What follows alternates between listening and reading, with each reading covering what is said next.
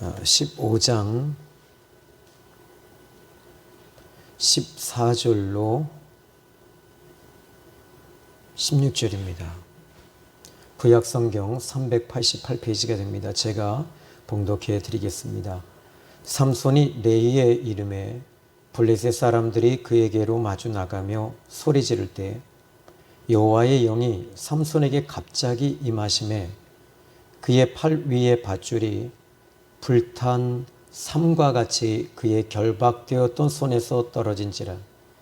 삼손이 나귀의 새 턱뼈를 보고 손을 내밀어 집어들고 그것으로 1000명을 죽이고 이르되 나귀의 턱뼈로 한 더미 두 더미를 쌓았으며 나귀의 턱뼈로 내가 1000명을 죽였도다 하니라.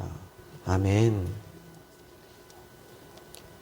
자, 이 삼손이라고 하는 인물을 우리가 이제 이렇게 살펴보면 참 이게 우리가 이 말씀 중심으로 또 이 살펴보면 이 삼손이라는 인물이 그렇게 잘못된 인물이 아니라는 것을 발견할 수 있습니다. 자, 이제 이 삼손이 우리 지난 시간에 이 블레셋 사람들이 블레셋 친구가 그의 아내를 협박을 하게 되고 또 수수께끼를 이제 억지로 한마디로 훔쳐서 알게 됩니다. 그리고 삼손의 친구는 삼손의 그 장인을 협박을 하게 되고 또 삼손의 아내까지 협박을 하게 되죠. 결국 삼손은 이제 이 협박당했다는 것을 알게 되고 그리고 그의 아내까지도 이제 블레셋 친구가 이제 데려갔다는 얘기를 듣고 삼손의 마음은 찢겨지죠. 그리고 분노가 일어납니다. 참 어떻게 보면 우리가 살다 보면 분노가 일어날 때가 정말 많습니다.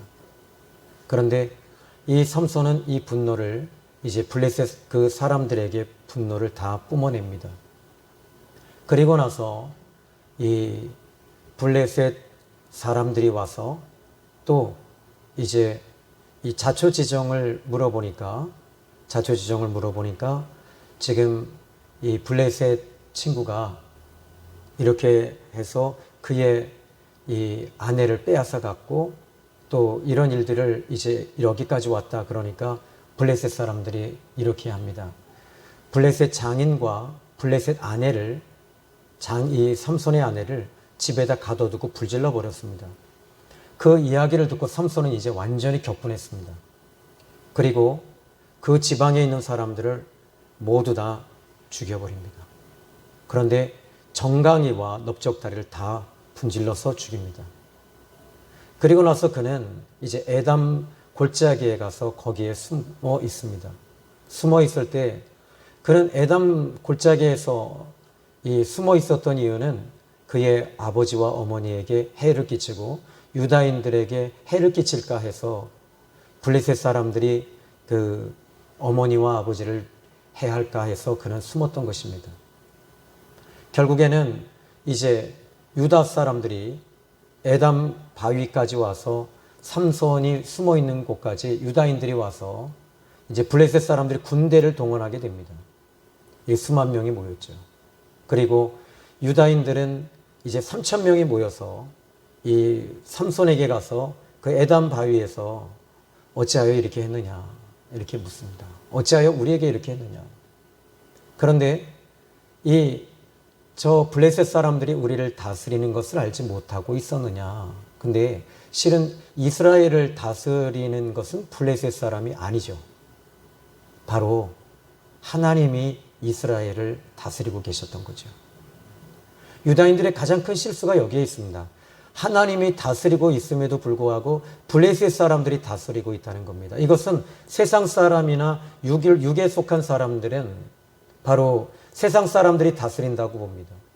그러나 하나님을 만나고 경험하고 하나님을 경험한 사람들은 하나님이 다스리시고 하나님이 움직이시는 걸 알죠. 실은 오늘 제가 하루 종일 정말 안 좋았던 게 뭐냐면 그 요양원에 이제 제가 그 사역을 하는데 정말 가기 싫었어요. 진짜 가기 싫었어요. 뭐 사례비 주는 것도 아니고. 그런데 그래서 전화를 할까? 요양원 원장님한테 전화해서 제가 이 수요일에는 이 사역도 많고 그리고 또 제가 할 일이 정말 많은데 그 주일날만 가겠습니다 라고 하려고 전화기를 들었어요. 들었다가 전화번호를 딱 찌르고 이 배를 울리려고 하는 순간에 가만히 전도하다가 눈을 감고 하나님, 저에게 이 요양원을 붙여주셨는데 일주일에 2번씩이나 갑니다. 어떻게 할까요? 그런데 주님의 그 청량함의 음성, 주님의 울림의 그 소리는 이거였습니다. 가라라는 거였습니다. 그리고 네가 가면 너의 목회의 사역을 내가 이제부터 도와주마 그러시더라고요. 저는 안 가는 게 맞습니다. 왜냐하면 오늘 수요 예배가 있고요. 또 전도를 나가고 또 이 말씀을 준비하고 또 기도하는 일들에 더 집중해야 되거든요. 그런데 하나님은 나가라고 하시는 거예요. 여러분, 저는 여러분의 인생과 일생이 하나님께서 여러분을 다스리고 있다는 사실을 여러분 잊으시면 안 됩니다. 유다인들은 적어도 하나님의 다스림 속에 있는 백성임에도 불구하고 삼손에게 와서 블레셋 사람들이 우리를 다스리는 줄 알지 못하느냐라고 말했다는 거죠. 적어도 유다인들은 이렇게 말해야 되는 것이 맞습니다. 삼손 사사여, 당신이 이렇게 한 것은 하나님께로부터 이 모든 것이 시작이 되었다면 우리는 어떻게 해야 되는 것이 옳습니까? 우리는 당신과 함께하는 것이 옳습니까? 하나님이 우리를 다스리십니다. 하나님이 당신을 쓰고 계십니까? 그러면 우리도 하나님께 쓰임받기를 원합니다 라고 말하는 것이 옳거든요. 그럼에도 불구하고 지금 그들은 그렇게 접근하지 않았다는 겁니다. 삼손에게 그들이 다가왔을 때 삼손은 이렇게 말합니다. 내 몸을 상하게 하지 마라. 그렇지 않으면, 그렇게만 한다면 나는 잠잠히 저들에게 나갈 것이다 라고 말해요. 우리는 지난 시간에 여기까지 말씀을 전해드리면서 그리고 나서 이제 이 삼손이 결박을 당해서 유다인들이 블레셋 사람들에게 그 진영에까지 갔을 때 이들은 승리의 환호를 부릅니다. 오라, 드디어 우리의 원수가 왔구나 하면서 그들은 이 환호 소리가 너무 크게 들렸던 겁니다. 그런데 그 순간에 바로 이 삼손에게 힘이 주어지기 시작을 했습니다. 어떤 힘이었죠? 바로 오늘 이 14절의 말씀을 보니까 삼손이 레이의 이름에 블레셋 사람들이 그에게로 마주 나가며 소리 지를 때 여호와의 영이 삼손에게 갑자기 임하셨다라고 말합니다. 여러분, 여기서 이 삼손의 비밀이 머리에서부터, 머리카락에서 힘이 나오는 것이 아닙니다. 하나님께로부터 힘이 오는 거예요. 오늘 저는 여러분에게도 마찬가지입니다. 저에게도 마찬가지입니다. 오늘 이 많은 사역들 가운데 병원 사역에서도 그렇고 이 많은 분들이 치유의 역사가 일어나고 이 기적이 일어나고 간질이 쫓겨나는 이런 것들은 하나님이 저에게 제가 기도를 해서 은사를 받아서 이런 일들이 일어나는 것이 아니라 하나님의 성령이 임하심으로, 기름 부으심이 임함으로 인해서 이 일들을 그분이 해 나가시는 것뿐이죠. 나는 도구에 불과한 것입니다. 도구는 주님이 붙잡아 주실 때 그 도구는 가장 빛이 나는 것이고 아름다워지는 것이고 귀해지는 것입니다. 주님의 손에 붙잡힐 때 역사가 일어나는 거죠. 하나님의 영이 삼손에게 임하였습니다. 그리고 나서 이제 이 말씀을 보니까 이 그를 결박했던 이 밧줄이 새 밧줄로 2번씩이나 묶었습니다. 그런데 그것이 마치 불에 타서 재만 남은 삼나무와 같이 이 재처럼 그냥 후두두둑 떨어져 버렸다는 거예요. 저는 여러분의 지난 시간에 이렇게 말씀을 드렸습니다. 여러분에게 이렇게 결박당해져 있는 것이 있을 겁니다. 묶여져 있는 것이 있을 겁니다. 그런데 이 묶여져 있는 것들을 푸는 유일한 방법은 어디에 있을까요? 이 모든 것들은 죄와 연결되어져 있는 것입니다. 그래서 이 죄와 연결되어진 것을 이제 풀어버리면 하나님께서는 에레미야 5장 25절에 너희 허물과 죄가 너희에게 오는 모든 것들을 막았다라고 하듯이 여러분들이 회개하면 이 막힌 것들이 열어지기 시작을 하는 거예요. 오늘 저는 여러분에게 이와 같이 막힌 것들이 열어지는 놀라운 역사가 있기를 주님의 이름으로 축원합니다. 삼손은 이렇게 결박되었던 이 밧줄이 그냥 이 불에 탄 이 재처럼 그냥 떨어져 버리듯이 여러분 예수 그리스도의 이름은 지금도 여러분 유효합니다. 능력이 있습니다. 그런데 마태복음 12장 28절 말씀을 보면 이렇게 우리에게 소개합니다. 하나님의 영이 내게 임하셨다면, 성령이 내게 임하셨다면, 하나님의 영이 내게 임하셔서 귀신을 쫓아내는 것이라면 하나님의 나라가 이미 너희에게 도래됐다. 예수님께서는 말 못하고 보지 못하고 이 귀먹은 이 벙어리 된 이 귀신 들린 이 사람을 주님 앞에 나오니까 주님께서 이 부분을 내쫓아 버리십니다. 치유하셨습니다. 그런데 사람들이 이 예수님을 향해 사단이라고 말했을 때 예수님께서는 이렇게 말씀하십니다. 사단이 자기를 결박하면 자기들끼리 대항을 하면 어찌 사단의 나라가 설 수 있겠느냐. 그리고 나서 주님께서는 내게 성령이 임하셨더라면 내가 성령으로 이 일들을 이 귀신을 쫓아냈다면 하나님의 나라가 이미 임하였다라고 말씀하십니다.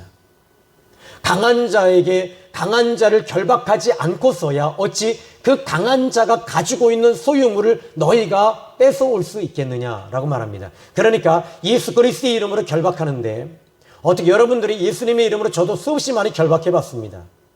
그런데 예수님의 이름으로 귀신 들린 자를 결박할 때 이 귀신이 결박당하는 이유가 어디 있을까요? 성령의 기름 부으심이 임하였을 때 이 귀신은 결박이 됩니다. 그리고 더 이상 장난질을 못합니다. 그런데 그럼에도 불구하고 예수 믿는 사람들에게 물질을 가지고 장난하고 건강을 가지고 장난하고 사람을 통해서 사람과의 관계를 가지고 장난하는 이유가 어디 있습니까? 그것은 하나님의 영이 여러분에게 임하지 않으셨기 때문입니다. 성령이 임하셔야 됩니다. 성령이 임하실 때 여러분에게 이 예배는 여러분 전에 받지 못했던 놀라운 역사가 나타날 것이며 여러분의 삶의 자리는 이 결박되었던 것들이 끊어지고 풀어지는 역사가 있게 되는 것입니다. 자, 이제 이 15절의 말씀을 좀 보시죠. 삼손이 나귀의 새 턱뼈를 보았다. 이렇게 말합니다. 자, 삼손을 결박한 사람들이 누굴까요? 블레셋 사람들이잖아요. 그런데 여기서 지금 이 삼손이 무엇을 봤습니까? 나귀의 턱뼈를 보았습니다. 자, 나귀의 턱뼈가 이제 무기를 삼는 것이잖아요. 그런데 블레셋 사람들은 그때 시대를 만약에 역사적으로 제가 이렇게 유추해서 보니까 철기 시대는 아직 도래되지 않았고요. 청동기 시대, 그러니까 석기 시대 이후에 그 다음 시대가 청동기 시대예요. 그리고 나서는 이제 철기 시대가 돼요. 그러니까 이 청동기 시대라면 이미 무기가 이 군대에 이 삼손이 이 사역했을 그때 당시에는 이미 청동기 문화였기 때문에 무기를 소유할 수 있었던 이 블레셋 사람들이라는 것을 유추할 수 있습니다. 그러면 여러분 지금 그들이 가지고 있는 칼과 창, 방패 이런 것들을 가지고 삼손에게 지금 10,000명 이상이 왔다고 칩시다. 왜냐하면 유다인들이 3,000명이 지금 삼손에게 왔으니까 그들이 그 수에 눌렸습니다. 무슨 수에 눌렸냐면 블레셋 군대의 수에 눌려서 나왔거든요. 그러면 적어도 30,000명은 나왔다는 얘기를 이야기할 수 있어요. 성경학자들도 그렇게 생각하고 저 역시 그렇게 생각을 합니다. 그러면 여기서 여러분 이 청동으로 만든 무기하고 이 청동으로 만든 무기와 칼과 나귀 뼈로 지금 싸운다면 여러분 무엇이 이기게 됩니까? 청동입니다.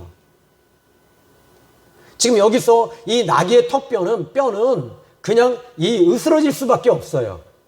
그럼에도 불구하고 지금 이 삼손이 무엇을 봤냐면 나귀의 턱뼈를 본 거예요. 저는 출애굽기 15장 25절의 말씀을 보면요. 이 이스라엘 자손들이 애굽에서 나와 이제 홍해를 건너고 물이 없습니다. 쓴물을 마시는 거예요. 그때 하나님께서 한 나무를 지시하셔서 보게 하셨어요. 그 나무를 이제 쓴물에 던지니 물이 달아진 거예요. 하나님께서 이 나귀 턱뼈를 보게 하신 거예요. 저는 이렇게 해석합니다. 그래서 이 킹제임스 버전 같은 경우에도 뭐 이렇게 얘기하겠지만, 그런데 저는 하나님께서 나귀의 턱뼈를 보게 하셨고 나귀의 턱뼈를 통해서도 얼마든지 하나님은 일하신다는 겁니다.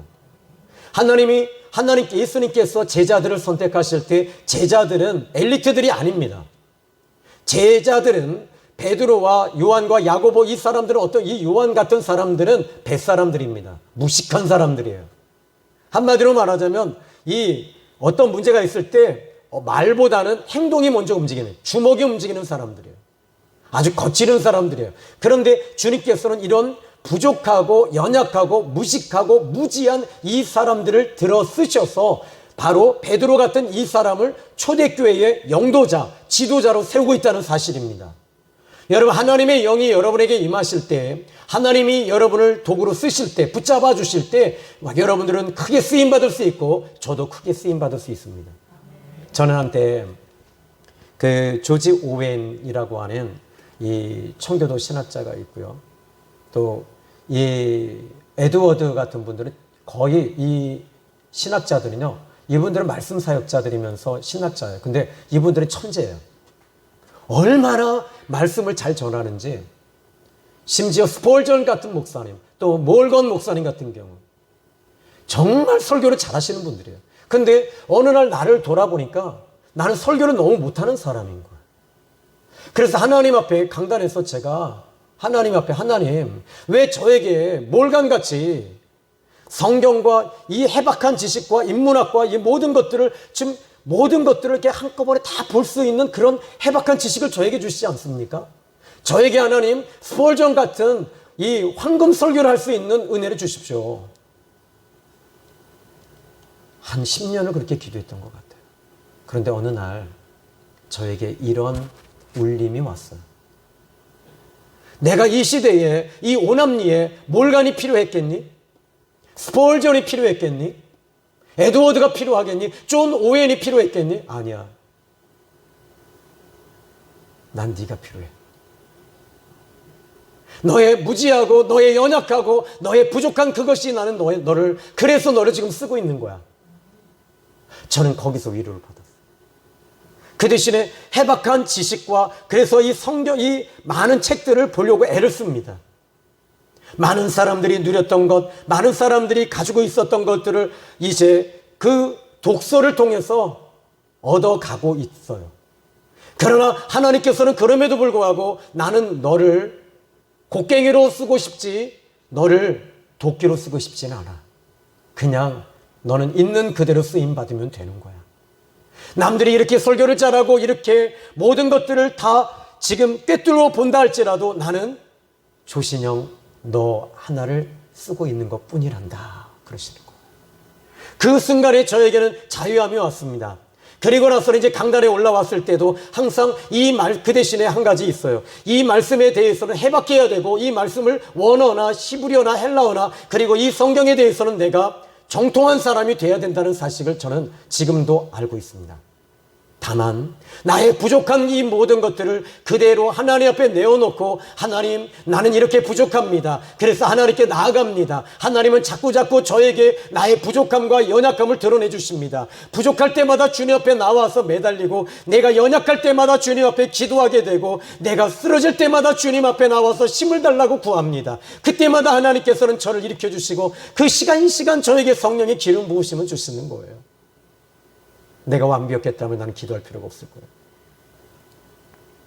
하나님께서는 이와 같이 나귀 턱뼈를 가지시고 지금 이렇게 쓰고 계시는 하나님이심을 저는 믿습니다. 그런데 또 한 가지 저는 이런 생각이 들었어요. 만약에 이 나귀 턱뼈가 지금 어떤 상태냐라는 겁니다. 나귀는요 죽어 있는 상태예요. 죽어서 모든 것이 다 말라 비틀어지고 턱뼈만 남은 거예요. 나귀가. 하나님이 여러분을 쓰시기를 원하십니다. 그런데 어떤 상태에서 여러분을 쓰기를 원하시는 줄 아십니까? 나귀가 살아있는 나귀라면 하나님은 안 쓰십니다. 삼손은 살아있는 나귀를 붙잡고 그 블레셋 사람들과 1000명을 때려잡을 수 없다는 거지요. 용도가 달라요. 나귀의 용도는 뭡니까? 사람을 등에다가 지고 짐을 지고 가는 것 뿐이잖아요. 그런데 이 나귀가 죽을 때, 나귀가 죽어야지만 이 나귀 턱뼈가 나오는 거잖아요. 그리고 그 나귀 턱뼈가 무기가 되는 거잖아요. 여러분들이 지금도 왜 하나님께 응답받지 못하는 줄 아십니까? 왜 하나님이 여러분에게 기적을 주지 아니하시는 줄 아십니까? 왜 하나님의 음성이 들리지 않는 줄 아십니까? 살아있기 때문이에요. 아직 여러분의 육성이 살아있고 세상 것들을 붙잡고 기도하려고 하니까 하나님께서는 응답하지 아니하시는 거예요. 여러분들이 오늘 이 시간에 이 수요 예배 때 하나님 나는 죽었습니다. 마치 고린도전서 15장 31절에 바울이 말합니다. 그리스도 예수 안에서 내가 그리스도 예수 안에서 자랑하노니 단언하며 자랑하노니 나는 날마다 죽노라, 나는 날마다 죽노라고 했을 때 하나님은 죽은 이 바울을 쓰시기 시작하는 거예요. 하나님은 여러분을 쓰기를 원하시는데 여러분들은 쓰임받지 못하는 이유는 미안한 얘기입니다. 육성이 아직도 살아있기 때문입니다. 어떻게 하면 죽일 수 있을까요? 마태복음 16장 24절에 예수님 말씀하시죠. 아무든지 나를 따라오려거든 날마다 자기를 부인하고 내 자아를 부인하고 내가 가지고 있는 모든 소유물을 부인해야 돼요. 죽여야 돼요. 내려놓으셔야 돼요. 그래야지 예수님 따라가는 게 쉬워요. 우리는 이렇게 말합니다. 우리는 찬송가를 부릅니다. 예수 따라가며 복음 순종하면 우리 행할 길 환하겠네. 이 찬송가는 우렁차게 부르고 있는데 정말 예수님 따라가고 계십니까? 정말 예수님 따라가고 계십니까? 예수님 십자가를 지고 계십니까? 이 십자가를 질 때는요, 아파서 이 통증과 고통의 무게가 얼마나 큰지, 이 무게가 내가 너무 무거워서, 저도 이 교회의 무게가 너무 무거워서 어느 날은 하나님 너무 무거워요. 그런데 하나님께서 그 안에 생명이 있다는 거예요. 그래서 너는 기쁘다는 거예요. 그래서 하나님 저에게는 이게 기쁨입니다. 그리고 말씀을 증거할 때마다, 준비할 때마다 저에게는 중압감이 있습니다. 그런데 그 안에 생명이 있기 때문에 저는 즐겨요. 이 사역을 즐겨요.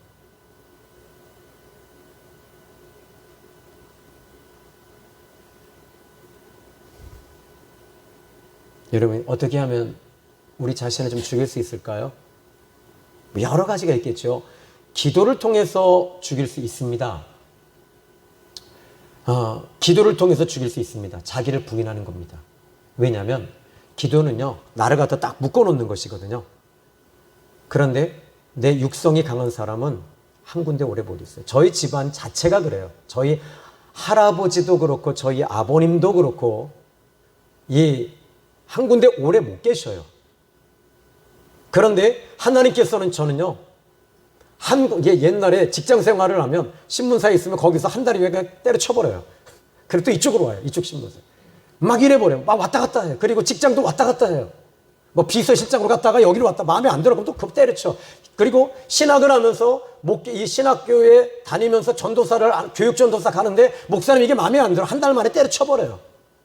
목사님 영성이 없어. 안 돼. 그리고 이 목사님께 배울 게 없어. 이 목사님 부흥사야. 부흥사니까 이거 배우자 하고 갔는데 보니까 목사님이 너무 돈을 밝혀. 이것도 마음에 안 들어. 그리고 나서 이 목사님 신학자 기도 안 해. 그리고 이 목사님 이게 다 마음에 안 들어. 그러니까 제가 보니까 어느 날 보니까 내가 너무 막 팔딱팔딱 뛰어서 돌아다니는 거예요. 그러다 보니까 하나님께서는 저를 쓰셔야 되겠는데 저를 어떻게 쓰시냐면 하나님께서 신내동에다 딱 보내시고 거기 경매당하는 교회에다 집어넣으시고 도망도 못 가게 거기다 꽉 묶어놔 버리시는 거예요. 그냥 기도만 하는 거예요. 매달리는 거예요. 그냥 울기만 하는 거예요. 그렇게 5년을 10시간 이상을 매일 기도하면서 그렇게 살아왔어요. 그리고 나서는 이제 그래도 그 끼는 아직 남아있어요. 이 교회에서 기도하다 보면 이제 기도하고 그러면 전도하러 나가고 싶어. 그럼 전도하러 가. 그럼 또 교회 와서 기도하고 싶어. 그 대신에 바뀐 거예요. 뭘로 바뀌었냐면 생명으로 바뀐 거예요. 저의 기질은 하나님이 안 버리게 하시더라고요. 그러나 이제 나이가 조금씩 차가니까 그런 부분들이 조금 더 달라진 건 사실이지요. 여러분들은 감사하십시오. 왜냐하면 제가 만약에 28년 전, 30년 전에 제 메시지를 들었다면 여러분들은 다 이 나귀의 그 삼손의 그 결박줄 있잖아요. 동아줄이 다 타듯이 뜨거워서 다 타서 죽었을 거예요. 완전히 불로였어요. 은사가 나도 죽은 사람 살아나고 뭐 별시한한 일들이 막 계속 일어나니까 은사 중심이었어요. 진짜 그랬어요. 그런데 지금은 뭐예요? 영성이잖아요. 주님을 닮아가는 거죠. 자, 여러분 기도를 통해서 나를 죽일 수 있습니다. 두 번째는요, 여러분 예배를 통해서 나를 죽일 수 있어요. 여러분 지금 이 시대는 예배라고 하지만은 구약 시대는 번제입니다. 나를 죽여야지만이 예배가 상달되어지는 겁니다.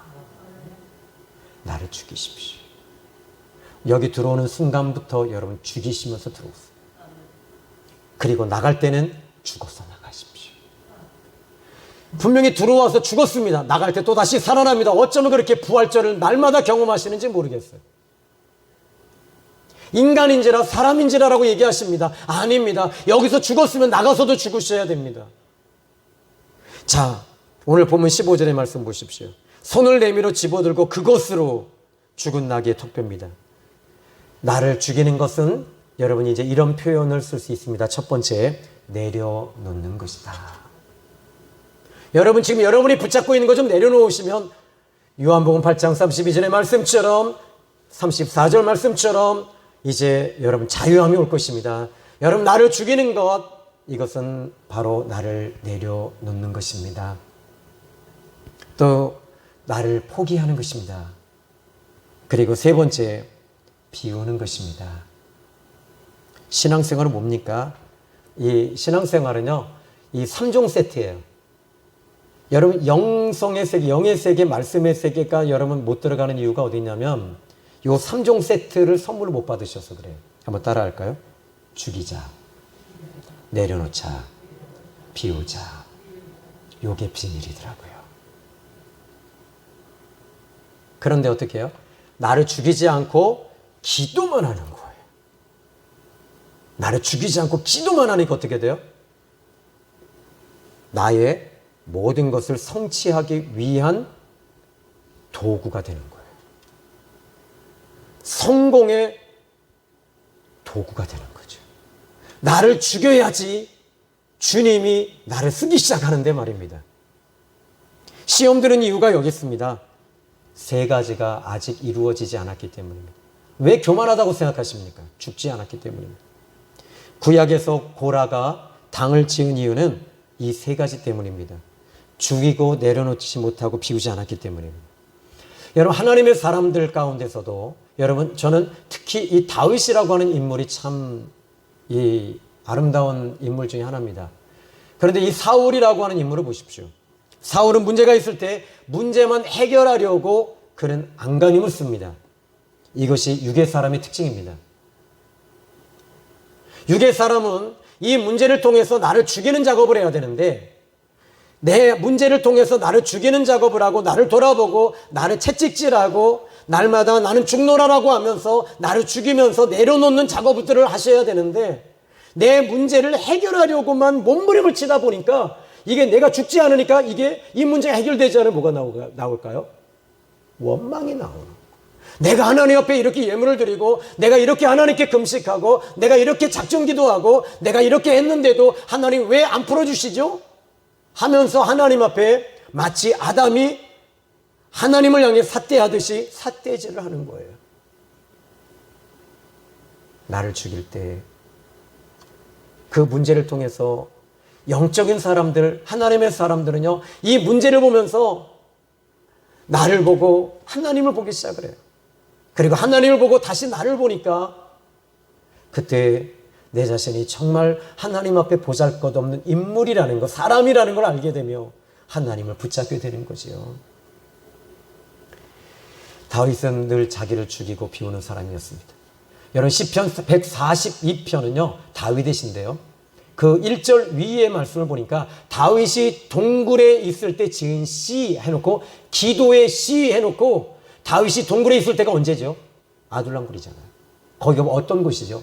사울의 군대가 이 동굴을 지금 포위했습니다. 그런데 다윗은 그 동굴 안에 있습니다. 그런데 1절에 어떻게 말합니까? 여호와여, 내가 부르짖어 여호와께 간구하기를 나의 원통함과 나의 통한함을 주여 보시옵소서 하면서 내가 이렇게 외치나이다 라고 말합니다. 밖에는 사람들이 있습니다. 군대가 있습니다. 그러면 여기서 어떻게 해야 됩니까? 적어도 다윗은요, 조용히 묵상 기도해야 돼요.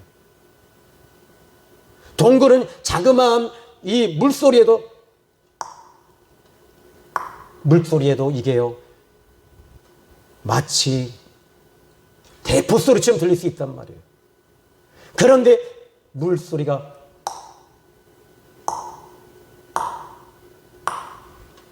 이게 아니라 그 다윗이 동굴에 있을 때 여호와께 소리내어 내가 부르짖어 간구하여 이르되라고 말하고 있다는 거예요.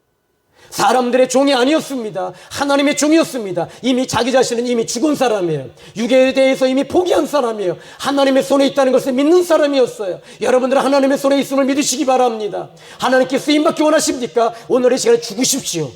여러분의 육을 죽이십시오. 여러분의 죄를 죽이십시오. 여러분의 자존심을 죽이십시오. 그때 하나님께서 비로소 여러분을 들어 쓰시고 하나님께서 크게 쓰시는 역사가 나타날 겁니다. 그러나 쓰임받기 위해서 죽이지는 마십시오. 그 자체가 또 하나의 나의 자아를 만들어내기 때문입니다. 그냥 죽으십시오. 그냥 예수님이 좋아서 죽이십시오. 그러면 여러분 딜레마가 없고요. 신앙의 딜레마가 없고 매너리즘이 없어요. 그냥 예수님 사랑합니다. 이렇게 우리 이러면서 가는 거 아니에요, 이 길이? 이 좁으면 좁은 길이 그 길이잖아요. 주님이 가셨던 그 길이잖아요. 예수님이 황금 옷을 입고 비단 옷을 입으시고 입생 로랑이나 루이비통 가방 들고 예수님 머리 길고 이렇게 그 옷을 입고 이렇게 다니시지 않으셨어요. 구찌가 아니었어요. 여보, 저기 앞집 아줌마는 구찌 가방 들고 다니더라. 제가요 여기서 딱 내려가는데 이 신발을 하나 주셨어요. 무슨 신발이 루이비통이더라고요. 제 아내가 딱 보면 사람 짝퉁 딱 그래요. 짝퉁이래요. 여러분의 진짜 이 진가는요, 이 명품이 여러분 진짜 명품 성도가 되길 원하십니까? 죽으십시오. 그러면 진짜 명품 성도가 됩니다. 하나님이 귀하게 여기시는 거예요. 여러분, 오늘 저는 이 말씀을 통해서 나귀가 죽었을 때 사울의 손에 딱 붙잡히잖아요. 그걸 가지고 그 청동기 칼들을 삼손은 이기고 있었던 거죠. 저는 여러분이 하나님의 손에 붙잡히시기를 바랍니다. 그러려면 어떻게 해야 돼요? 어떻게 해야 된다고요? 나귀가 어떻게 했다고요? 팔딱팔딱 살아있으면 안 된단 말입니다. 제발 연단 더 받지 마세요. 우리 하나님은 여러분을 연단하길 원치 않으십니다. 야곱처럼 여러분 그렇게 연단 받으면 어떡하시겠어요? 저도 목회 30년 하다 보니까 이제서야 조금 알겠더라고요. 성도가 문제가 아니라 내가 죽지 않았구나. 내가 죽어야 되는구나. 교인들이 다 떠났을 때 그때 주님의 음성이 들리더라고요. 아들아, 그러시더라고요. 이 예배 누구에게 드리는 거야? 하나님께요. 그래, 내게 드려. 아멘. 부흥회를 가도 한 명이 있어도 1000명처럼 똑같이 말씀을 전하고, 병원에서 병원 사역을 할 때 또 예배 드릴 때 환자가 2명이 있어도 최선을 다해서 예배를 드리고, 우리 청년 아시잖아요. 병원 사역에서 어떨 때는 뭐 10명, 근데 지금은 이 요양원에는 그래도 항상 30-40명, 지금 한 2달 동안은 홀에서 했어요. 근데 오늘은 이제 강당에서 예배를 드리면서 할머니 한 분이 가시면서, 이 권사님이신데 요양원에서 그러시는 거예요. 목사님, 예배 드리는데 난 왜 이렇게 눈물이 나요? 그랬더니 옆에 있는 할머니가, 나도 나. 그때 옆에 있던 할아버지가, 이걸 어떡하나 그러고 가시는 거예요. 은혜 받으신 거예요, 어르신. 그래서 저 여기 오는 거예요.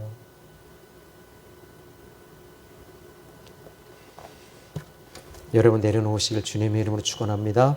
그리고 이번 한 주간에 여러분이 이 말씀의 비밀 답을 알았는데요. 그럼 어떻게 하시겠어요? 답은 알았는데. 답을 알았잖아요.